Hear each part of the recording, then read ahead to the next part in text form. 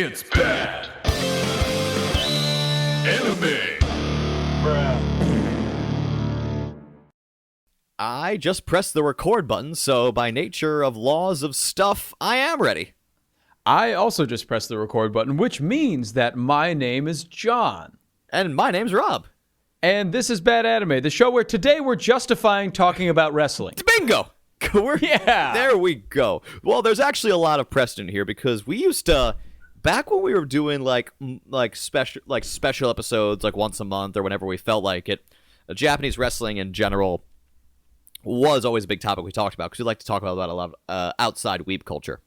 Oh, yeah, of course. Like, you know, we've touched on Japanese music. We've touched on Japanese wrestling. So pretty much anything in this sphere is A-okay for us. And we figured we'd kind of bring an episode back up about wrestling this time and make it like a main episode to really talk about it. And to really highlight the point, because we're at the time right now where we are officially 3 episodes or more per show, like into the winter season. The winter season has officially started. This is where people are going to be making a lot of decisions of what they're going to be doing for the rest of the season. Right. In New Japan Pro Wrestling, currently by far and away the number one Japanese wrestling promotion, they also have seasons or arcs, if you will.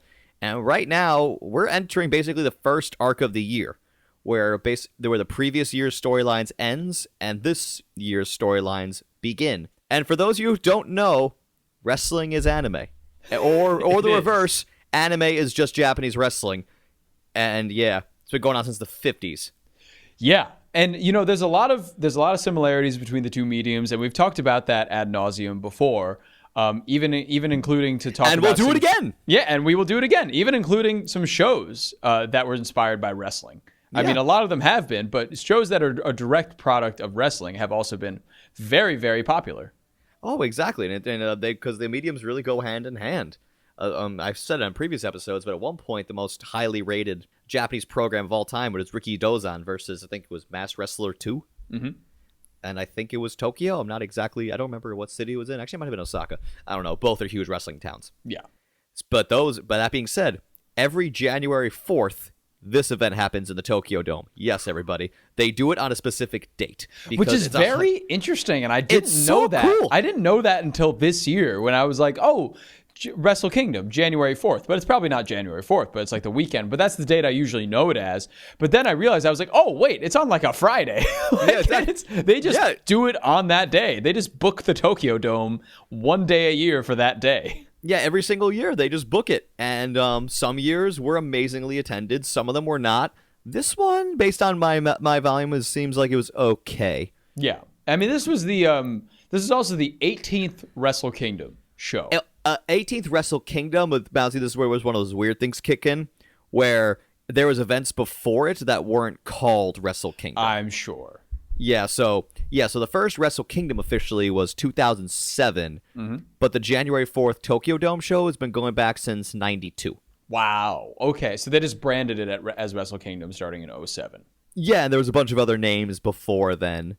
Some of them were staples, like Wrestling World was a name for a while. But then there was Final Power. Final Power Hall in Tokyo Dome. Final Power Hall.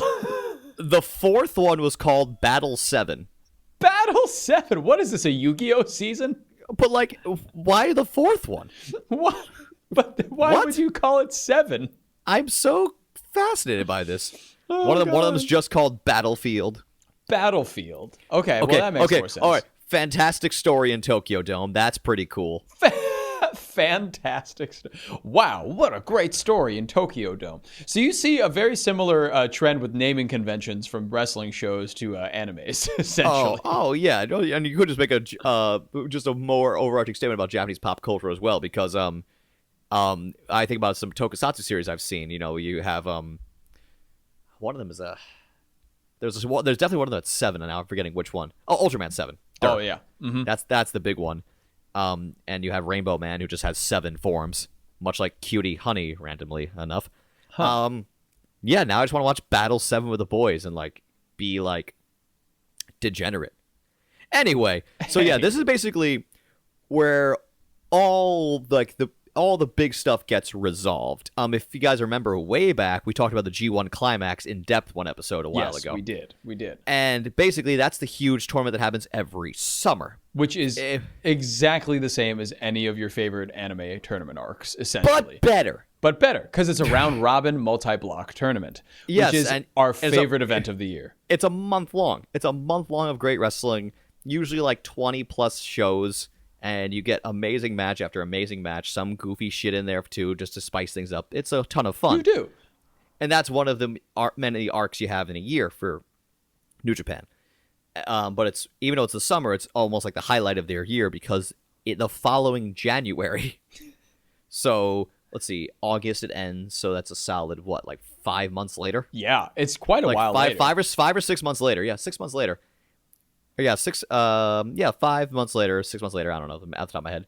You get the payoff because that person wins a contract to face the world champion at the Tokyo Dome. Right. The kicker is the guy who won the climax has to defend that contract like 2 or 3 times on average. Mm-hmm.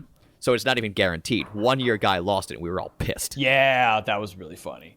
But also, I mean, there is a fun stipulation in which, like, if you a lot of the time the IWGP World Champion enters the G1 Climax. Yes, he's in the tournament every year. And if they win it, they get to pick their opponent. They get to name their own opponent, yeah. Yeah, for Wrestle Kingdom, which is, of course, like the main event of the biggest show of the year. Everybody wants to be in that spot. Yes. And yeah, we watch the G1 every year, and the G1 was won in August of 2023 by Tetsuya Naito. Yes, it was. Who would keep the contract, thankfully, all the way to Wrestle Kingdom. And in the main event of Wrestle Kingdom 18, would fight Sonata.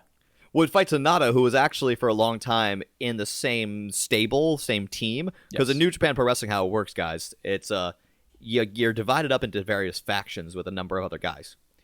For example, this faction was originally called Los Ingobernables de Japón. Yes, that's a thing.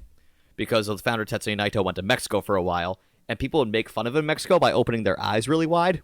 Yep. Because, racism is still okay in some parts of the world, apparently. Crazy. Yeah. Because if we did that here once, we're immediately canceled. Oh, yeah. But then he took that and ran with it, and now it's he took that and started doing it to his opponents. To, open his own eye. Yeah, and he would say, obre los ojos at them. Which is crazy. So he became the most popular guy, legitimately the most popular Japanese wrestler, over there. And Sonata was one of the many guys in his stable. And then Sonata just said, yo, I'm out. It's like, what? It's like, yeah, no, I'm out. There's this brand new group that's literally called Just 4 Guys. But now it's 5 guys. But now it's just 5 guys. And Sonata is in that stable. They changed the logo and everything. It's amazing. I hope they just keep going. I just want them to be eventually just 9 guys. Not just 9 guys. That's too many guys. That is also a porn site, definitely. Oh my god! And it's one that keeps me happy and warm. I don't know. Boy, is it ever! Before we get to the main event, I just kind of want to run down this card here. Yeah, let's do it. Let's get down to the whole card. Because this card is a very good introduction to people for New Japan Pro Wrestling and the storylines that have been happening all year. Yeah, agreed. And it was a great introduction for people like me too that don't necessarily keep up with every pay-per-view or every product that comes out. Every tour, yeah. But I do watch the G1. I do watch as much of it as I can. I do watch Wrestle Kingdom. Those are probably the 2 main kind of events that I'm tuned into. That and maybe Dominion when they go to Osaka-jo Hall in the summertime in June. Those are probably my main times that I'm most invested in New Japan. But so these preliminary matches, a lot of the matches that they did were really good at kind of telling you the story of every single match, and they all had promos, they all had vignettes, they all felt important. Yeah, not a single one felt like a waste. Yeah, which is great. Even the opening match, which was just a big kind of battle royal situation. Yeah, the first match was honestly a lot of fun. It was a half hour long because it was a Royal Rumble setup. And for those who have no idea about wrestling, basically 2 guys start anywhere between 45 to 90 seconds later, a new guy comes out. Yep. You can eliminate in this match. You can either pin them, submit them, or throw them over the top rope. Right. Any one of those results will eliminate a guy from the match. And in this one, apparently the last 4 people just win. Well, it's crazy because New Japan has this one title. It's a yearly title. So how it works is it's called the King of Pro Wrestling Championship. Yes. So every year there's a new King of Pro Wrestling. Mm-hmm. It's essentially a gimmick title where every single match, it's two wrestlers. They each say, "I want to face you in this type of match," and the other guy says, "I want to face you in this type of match." Then the fans vote on which one they want to see. So, but every year, basically, the champion at the end of the year vacates the belt. Right. Yes. So it must start anew. So it starts a new year. What happens is the guy defends the belt throughout the year, and if he gets beaten, the guy holding the belt at the time is known as the provisional champion. So it only matters who has the belt at the end of the year. That guy is declared the king of pro wrestling for the year. Wow. And this is on the pre-show, so that's something. So basically, so what happens is you have 4 guys facing each other, and then the next night, the 4 guys face off in a fatal 4-way match to decide the new champion. Mm-hmm. So we had 4 winners here. Great Khan, who is the folklore-inspired wrestler. Taiji Ishimori, who is 5'2", but legitimately one of the most terrifying men I've ever seen. It's fucking scary. It looks like he could eat me. Yeah, no, he's just completely jacked to the gills. So he's like super duper duper buff, but with a ton of agility because the size he is. So he'll just like run around, but be completely ripped, and then he'll suplex you, and then you'll say "ow," and then he'll say, "I'm not done with you yet." And I don't want to say what happens next because I don't have 45 minutes in baby oil. 45 minutes of baby oil. It's a long time. And the other 2 winners were Toriano, who is naturally the biggest, like, essentially comedy wrestler in New Japan Pro Wrestling. Yeah, he likes to hide like tape all over his person, and then he'll like throw people outside of rings and then like tape them to shit so they can't get back in the ring. So he wins by count out. It's hysterical. Happens all the time. It's great. And also Yo, I love Yo, who's the half of previous tag team Show and Yo. Yes, but Roppongi 3K was their name. Yes, Roppongi 3K. And Yo, so all those people won. Yes. And that first match. Yes, and then the next night, to go a little further in the story, Taiji Ishimori walked away with the King of Pro Wrestling Championship. Yes. So which was really pretty cool. Pretty cool. No, that's how the match started. Again, 35 minutes of just chaos. A bunch of guys came back who've been away for a while. One of my favorite wrestlers in New Japan, Taichi, came out and he got a huge ovation. Yes. I don't know if he actually did. I just started screaming Taichi when he came out.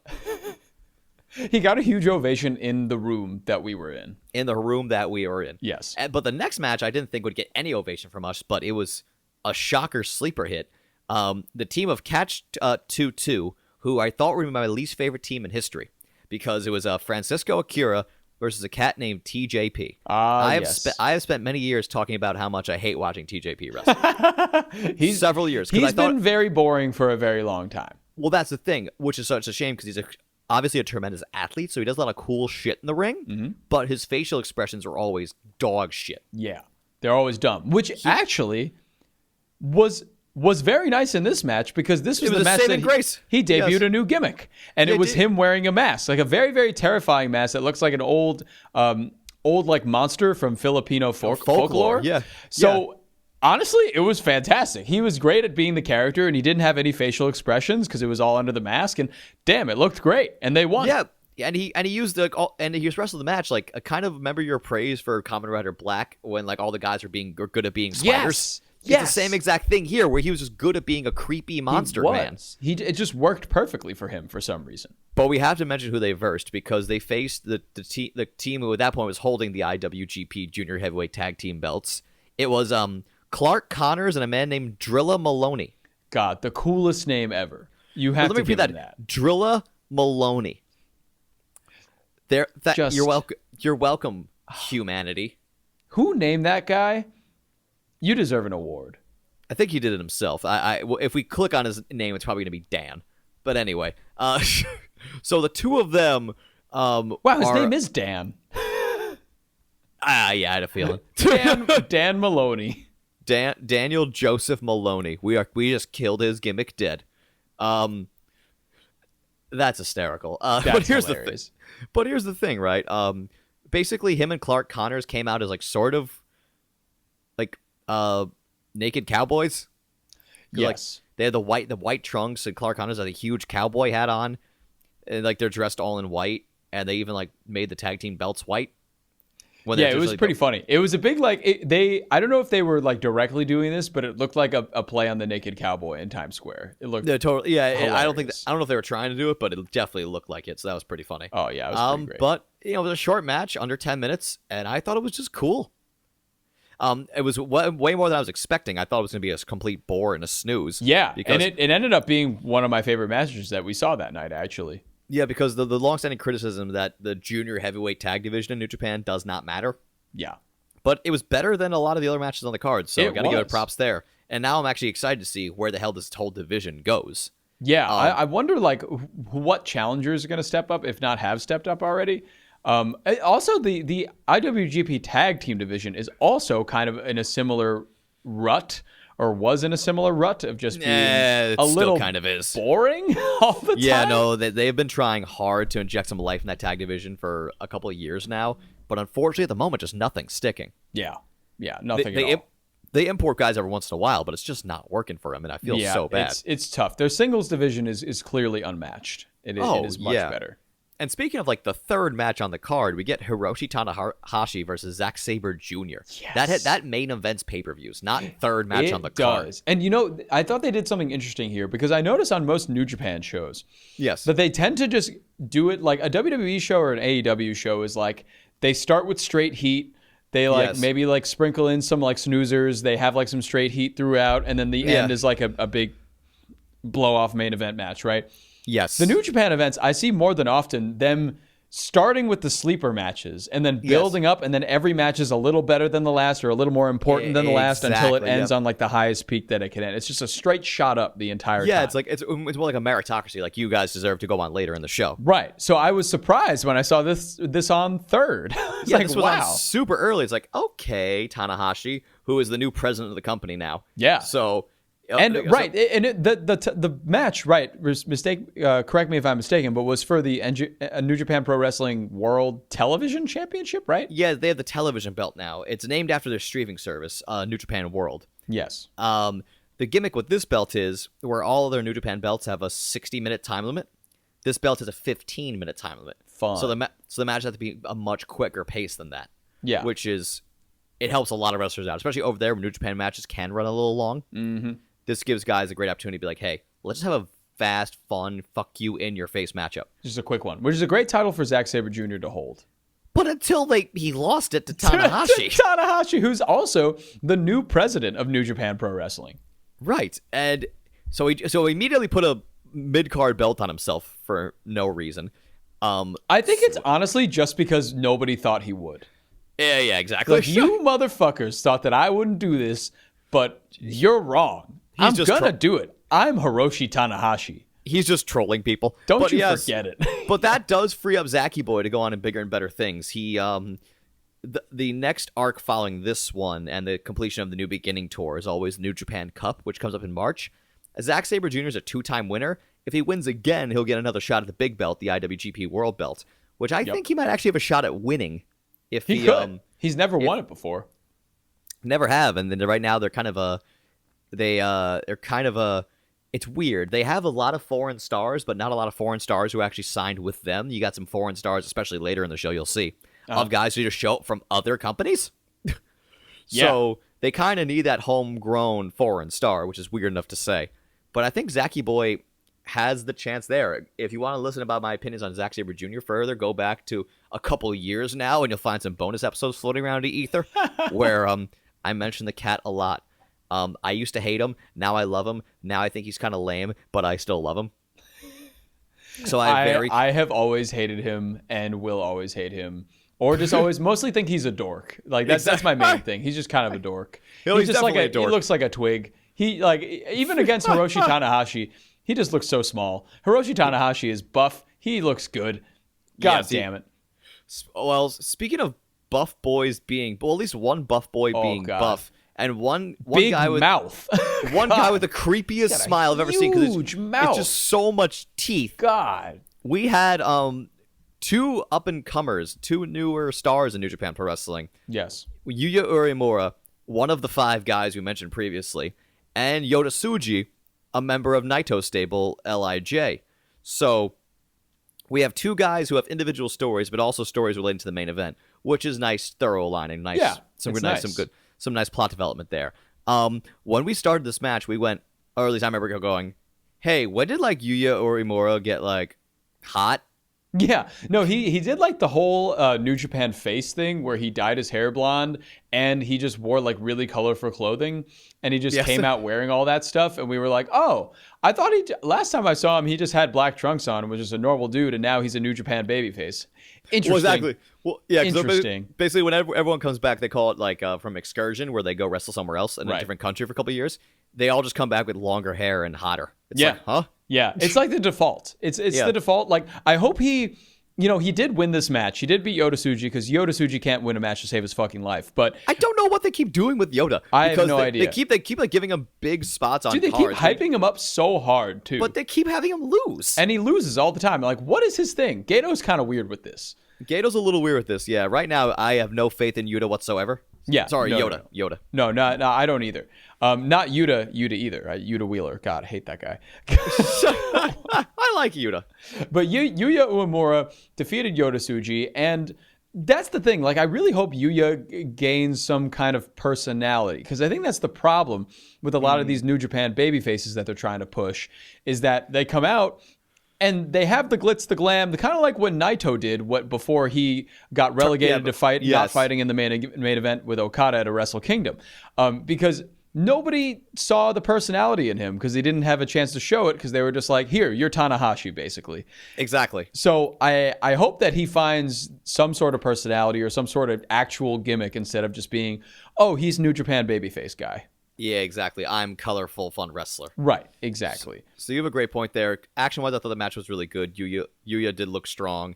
Yota, they got to find out what the fuck they're doing with him. I have no idea what they're doing with this guy. The two of the other new guys they have going on, they're giving a little bit more personality. Ren Narita with the biggest betrayal of all time. The most hated faction in Japan is now a bunch of cats called House of Torture. Yes. Let me say that name again. House of Torture. I will pause for dramatic effect. So stupid. And now I'll move on. Hey. Hey. Are you saying you're not intimidated by evil? Evil. Oh, God. Ladies and gentlemen, the wrestler's name is legitimately Evil. Yes, it is. He used to be part of Tetsuya Naito's stable, LIJ, Los Ingobernables, as I said earlier. In a great betrayal sequence, he betrayed the faction, and everyone in the world's like, how could he have done this? And we all were like, wow. Are you saying Evil was evil? I can't believe it. But yeah, then he betrayed Naito, won the belt for a bit. They traded it back and forth for a little while. And everyone said, wow, maybe Evil wasn't ready. And so I don't think he was either. And so this is what he's doing now. He's in a tag team match with Ren Narita facing Shota Umino and Kaito Kiyomura. Kaito Kiyomura, who's actually the biggest star of one of the bigger stars of Pro Wrestling Noah, a smaller company that New Japan has had a very weird on-off working relationship with for a while. Yeah. And for a while, they loved him, and they actually sent down one of their, like, I mentioned those factions. They sent down one of their factions, like, hey, go to Noah for a little bit. They're, like, dying. So that faction just won all the belts. Yeah. And then once New Japan got pissed at Noah, they said, all right, you all are coming back now. Drop the belts, leave. And that seems like what they're doing with House of Torture here, because House of Torture came out and did some, like, weird Noah stuff where they, like, ripped a Pro Wrestling Noah shirt. And they cut up a Pro Wrestling Noah shirt. Yeah. I thought they were going that way, but I guess they didn't, right? Well, based on events that happened 2 days ago, I'm less likely to believe it. Oh, okay. Yeah, I'll touch on those in a bit because it actually is relevant to a match or two later. But yeah, so House of Torture won that. It was a fine match. I think like the thing is elimination out the ass because that's all House of Torture matches are. It's just like Show, not Yo, who mentioned earlier. Show. And Dick Togo. Yeah, those guys. Show has a wrench. Dick Togo has a 1940s style garrote wire. It's like you're just trying to murder people. It's so silly. Yeah, so it's very dumb and silly and fun. But yeah, they just keep hitting each other with all these foreign objects, and then they just win matches that way. But instead of foreign objects, the next match was actually just dudes hitting dudes with their bare hands really hard. Yeah, this might have been my favorite match of the night just because it was just hard, raw, you're bleeding, cool. Yeah, slapping meat men slapping their meat with Tama Tonga versus Shingo Takagi, and that's for the Never Openweight Championship, which is probably our favorite or one of our favorite championships in the entire business of wrestling, because every match is like this. Every match is just big guys beating the fuck out of each other, slapping each other really hard, and just like clotheslines, so much. It's all big strikes and big power moves. You're not going to see any flips. Very little shit outside the ring. Yep. You'll see 1 or 2 dives, and I'm like, Shingo, why are you diving out of the ring? Yeah.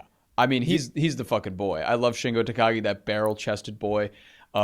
He fought Tama Tonga. He put up a good fight. Tama Tonga won, which is weird considering that now, as we know, Tama Tonga is not in New Japan anymore. Well, actually, this relates back to what I said earlier, because my theory originally, which looked like it was being supported by House of Torture cutting up the Noah shirt, I thought New Japan was pulling what they did in like 2016 or 15 when they sent a full faction, Suzuki-gun at the time, down there. I thought, they're going to send House of Torture down there, and they're just going to run rush on the company, win all the belts, only for all the Noah guys to beat the shit out of them for some great ticket sales. Right. That's what I thought was going to happen, and it still might, but if they did, they're going to take a little bit of a risk here, because what happened just 16 days later, Tama Tonga defended the Never Belt against Evil. And Evil won. Yeah. And Tama Tonga gave his very heartfelt goodbye to New Japan Pro Wrestling because he decided not to renew his contract. Right. So that's one of many New Japan guys who are about to exit the company. And we will get to the biggest one very soon. Exactly. So, so the match was great between Tama and Shingo, obviously. I guess my question now, with Evil as the Never Champ, what do you do with it? I mean, you could theoretically send them all down to Noah still, but you're also sending down a belt with them. Yeah. Which they could do. It would make sense of it for any other, like an IWGP belt, which is like New Japan's main system of belts. It might be a little weird. So sending down the Never belt would make a little sense. Mm-hmm. Like Evil defended around there. One of the Noah guys wins it. Carries it for like a little bit. So still possible they can do that. But it might have just been a one-shot to disrespect Kaito like that. But yeah, it'd be cool to see them down there for a little bit. Yeah, it would be. Okay, so now 2 belts that don't matter. The IWGP tag belts and the strong openweight tag belts. Now we have to fucking explain what strong is. Oh my god, I don't wanna. It's the New Japan. It's the New Japan satellite American promotion. And it's based in California. It was, but they don't even run weekly anymore because they used to run every week. Right, that's right. And now they don't. So they just have all these belts floating around, like these 3 strong belts floating around that don't really matter. So it was a winner-take-all match between the IWGP champs and the strong champs. Yeah. The IWGP champs just beat the strong champs, funny enough, at the end of what's called the World Tag League, the big New Japan tag tournament every year. So the champs, Bishimon, they beat the other 2 guys, Hikuleo and El Phantasmo. Mm-hmm. They beat them, and they're like, cool, we won the tournament's wild champion, sick. But then they looked at them and said, hey, we beat you, but we also want those strong tag team belts, so you're wrestling us at the Tokyo Dome. And the other team said, okay. So then ELP and Hikuleo just kind of won? Yeah, and now they have both? Now they have both belts. And that means nothing. They're defending both sets of belts against random guys. Yeah. All the time. Moving on to the next. Oh yeah, this next match is the one that I got spoiled for, so I didn't watch it. I didn't watch it either. But it was El Desperado versus Hiromu Takahashi. El Desperado picked up the W though, which is great. But the problem is we keep saying this fucking match over and over again. Yeah, the junior heavyweight division hasn't really picked up a lot in a while. Well, actually, it has picked up because I watched Best of the Super Juniors last year, and there's some amazing stuff in there. Oh, that tournament's always a blast too. But the problem is, it's the same 2 or 3 guys winning all the time. Yeah, they're all at the top, right? Yeah, it's all Hiromu and El Desperado. Well, Mustafa Ali is coming in to New Japan to fight Hiromu soon. I believe that's on an American show, but he might eventually get over to Japan. Yeah, he could. Actually, that has a lot to do with the next match because we have at least one former WWE guy and a different one making his debut at the end of the match. Yes. So we'll go on to there right now. This was for a new belt. Oh, God. So many belts. God. I feel so sorry for anyone who's actually listened this far and doesn't know a thing about wrestling. It's like, why do they keep mentioning random belts? There's so many championships. And yes, it's a problem. It's a big problem. it's getting ridiculous in New Japan right now because the roster is not big enough to support this number of belts. But basically what happened was they had a belt that was originally the IWGP United States belt.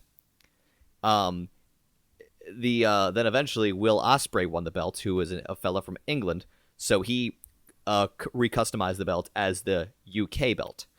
It was him and former champion Jon Moxley in this match. Before David Finlay, son of legendary WWE wrestler Fit Finlay, he destroyed both belts, and the New Japan said, "Fuck it, it's not a US, it's not UK anymore, it's a global belt," and they redesigned it, and it doesn't look nearly as good. I will make the same argument that was made when TNA back in like 2011 had a championship called the TNA Global Championship. Yes. Isn't that just the same thing as the World Championship? Exactly. Right? Yes. What is different about this? Although the name is silly, I understand the merging of the belts. I get that whole thing, right?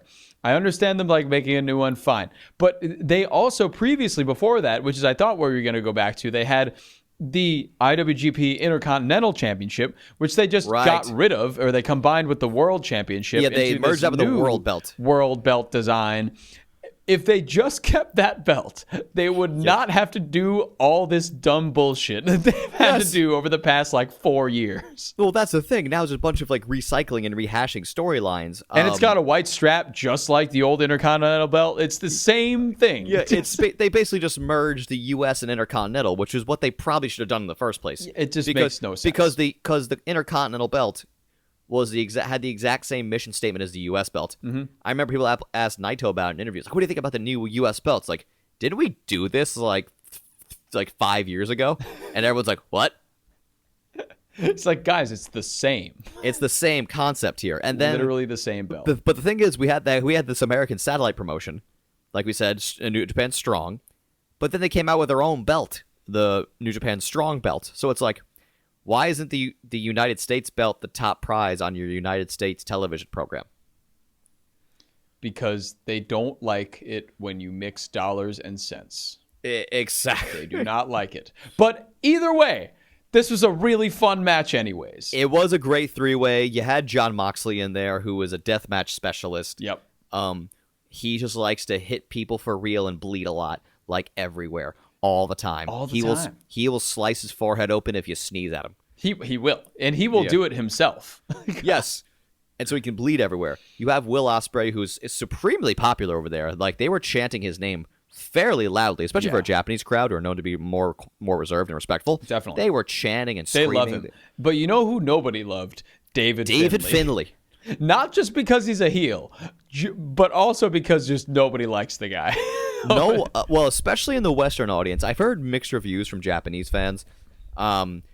We all see him as a cheap imitation of several other leaders of Bullet Club to come before him. He's a leader of the Bullet Club faction. Jay White, Kenny Omega, AJ Styles, Finn Balor. Yeah, everybody. Yeah, he's seen by many as a cheap knockoff of all those cats. Yeah. And I'm hard-pressed to argue with that. Because that's really what it feels like. It would help, though, because right now he's doing a little too much of the quiet, I'm cool type thing, which isn't really interesting, especially because before this he was a bright and colorful, heart of fire type guy. So in contrast, this feels more contrived. If this is more like his actual personality, I get it, but it's not coming across on camera. Yeah. Yeah, I could be super cool outside of this podcast and just do all sorts of wild party stuff with my bum, but if you listen to this pod, you'll think, oh, that guy's a fucking dork. And you'll be right about that because that's the information I'm giving you publicly. Yes, and it is all true. But he, although the most dorkish of the bunch, he did win the match. Yeah, he won the match because he's the only guy in the match under contract with the company. With New Japan, right. Jon Moxley came in from AEW because they have a partnership. And Will Ospreay is actually going to AEW. He signed a full-time contract starting with them in, February. So he's basically on his way out. This wasn't exactly his last match of the promotion, but it was close to it. Exactly. His last Wrestle Kingdom. Yes, it was last Wrestle Kingdom as an official New Japan employee.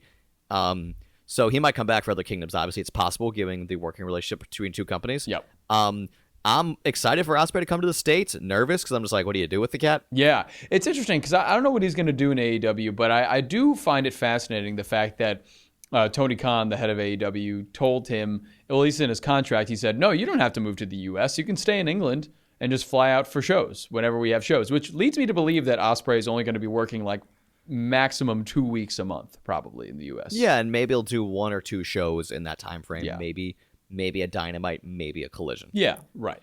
Which would be cool. Honestly, put him on Collision and make that show relevant again. Yeah, it's been doing better lately. I think That's what I heard. It's been a little better. It dipped for a while, but now I think it's picked up again. I think they just kind of leaned into it heavily. That Collision is going to be like the wrestler show, and then just like the sick like New Japan-esque pro wrestling matches on that show. Yes, so I think that's Dynamite, what they've been doing it. While Dynamite is more colorful and personality. Yeah, it's more like a WWE with all the without the incredible production value, Exactly, and more geared towards males 18 to 49 right. instead of families, right? Where exactly. WWE is more for the entire family. Yeah, it's for the whole family. So it's I love AEW to death. I'm just worried about their future. Yeah, same. I'm also worried about New Japan's future because, and next we can see, speaking of last matches in New Japan, it's not his exact last match, but the biggest star that they have has publicly, they just tweeted it. They're like, yeah, Okada's just leaving. He'll be gone after his appearances in February. And everyone's like, what? Yep. Kazuchika Okada faced Bryan Danielson at Wrestle Kingdom 18, which is a rematch from their match at Wrestle Dream back a few months earlier. Yeah, I think that was in November. And that was in Danielson's hometown. Home state of Washington. Yes. And there's like, Okada, we're in Japan, close enough, deal with it. Yeah, right.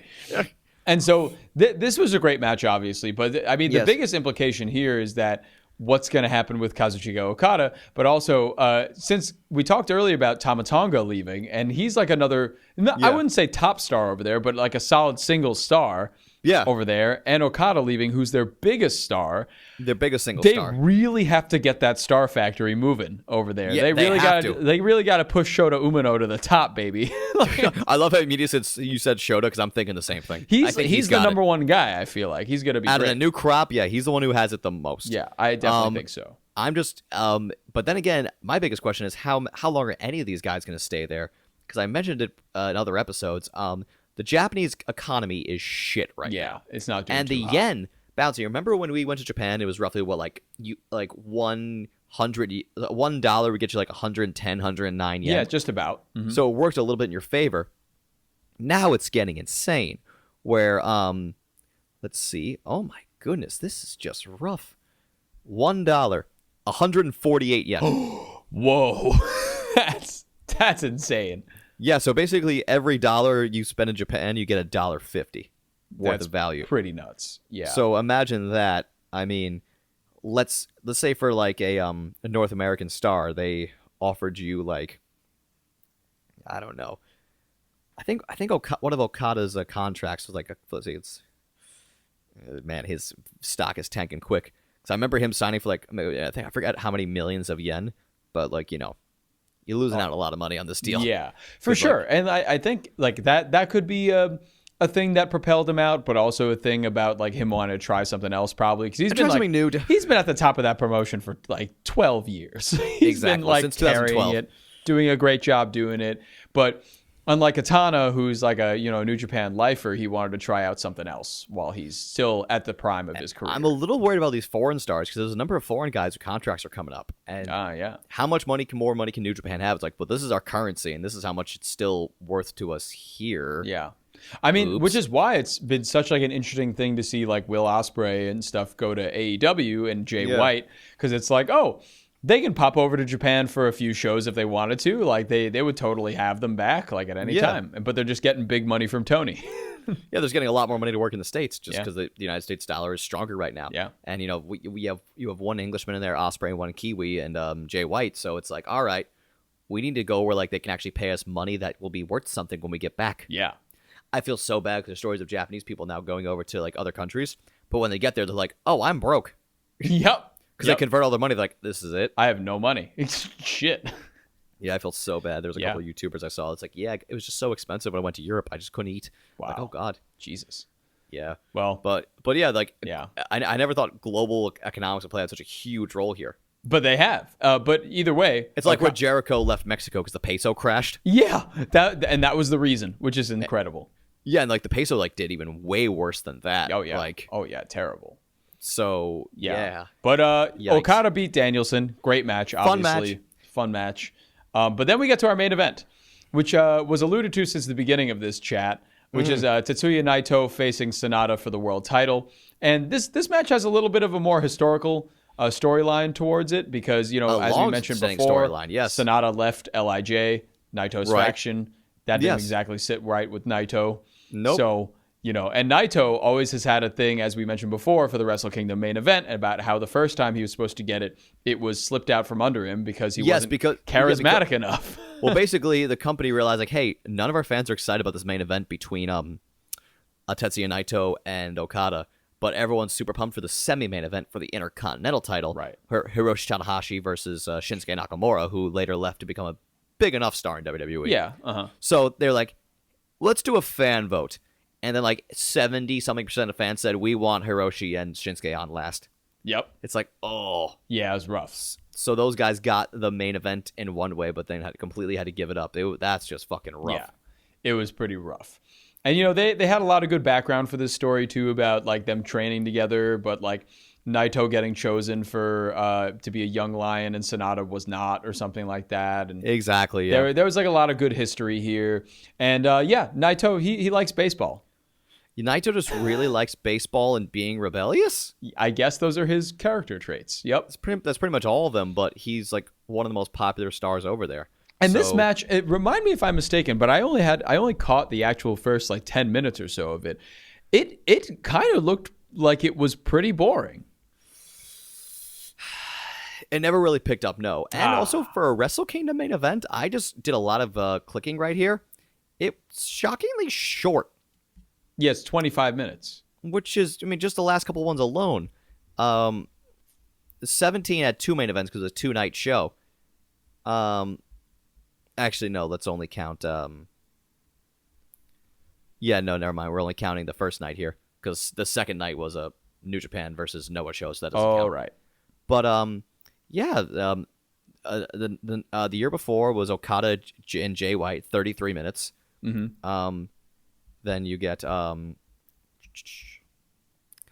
This was a 2-night show. No, same fucking thing. Oh, my God. No, okay, the 2-night show, but what 2 nights actually mattered. Okada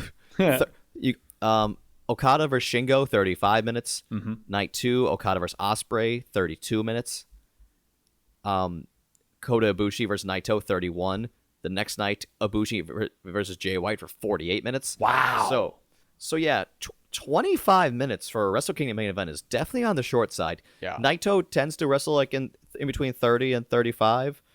So just 25 minutes to me seems noticeably short by comparison. Yeah. I don't know if they just didn't have enough in them to do it or if just no one cared enough, honestly. It just seemed like they weren't really into the match when I was watching it. No, and it got a little better towards the end because some Japanese wrestlers really like to start off as boring as possible, then really kick it up towards the end. Yep. So we got some of that towards the end, but there were other matches that the fans were into more. And honestly, this Kingdom lacked some of the wow matches like they had before. The year before is when you had Kenny Omega versus Will Ospreay, and that just fucking blew the roof off everything. Insane. Fucking everything. So it was some struggling. That's all I can say. Mm-hmm. Mm-hmm. Just definitely a little on the struggle side here. Yeah, I'm going to be interested to see what the Wrestle Kingdom 19 card looks like with all the news that we've been talking about, with all the people that have left, and with all the matches that, kind of disappointed, but all the matches that were kind of great. Like, I wonder if next year's going to be a little more solid, a little more interesting, or like what kind of people will be in the main event or near. Well, that's the thing, because this, unfortunately, with this card, I still think there's a ton of great here, and I still consider it a good show. Which I think the question we have to ask yourself: was this show good or not? Yeah. I think the show was still a good show. It started off way stronger than I thought, but some of the endings felt a little flat to me. Mm-hmm. Mm-hmm. But overall, I still think it was a very good show. But to your point, I'm more curious more so than anything, and we'll probably cover wrestling a little more here whenever we feel like it because this is our show and we can do what we want. I'm really excited to see where they go with any of this because as a fan, I'm just kind of going, huh? Yeah, right. Like, what are you going to do? What are they going to do? What are you gonna do? You're gonna take in a high school runaway, then just because you didn't, and then fall in love by the end of the series, and then shave? Huh? Oh God! But yeah, I mean, oh Jesus, that was our chat about Wrestle Kingdom 18. Great show. We had a fun time watching it. Yeah, it's just more of like an interesting thing to see like what's next year going to look like with all these changes and whatnot. Yeah, this is the most curious I've been for New Japan in a while. So yeah. And the G1, which we'll probably cover on this podcast at some point. Oh yeah, we're definitely covering the G1. Oh yeah, but yeah, that's it, I guess. Well, thank you everyone for listening to us ramble about wrestling for a half hour plus. If you liked it or hated it, let us know, and we may think about it. Yeah, we'll think about it. It's bad.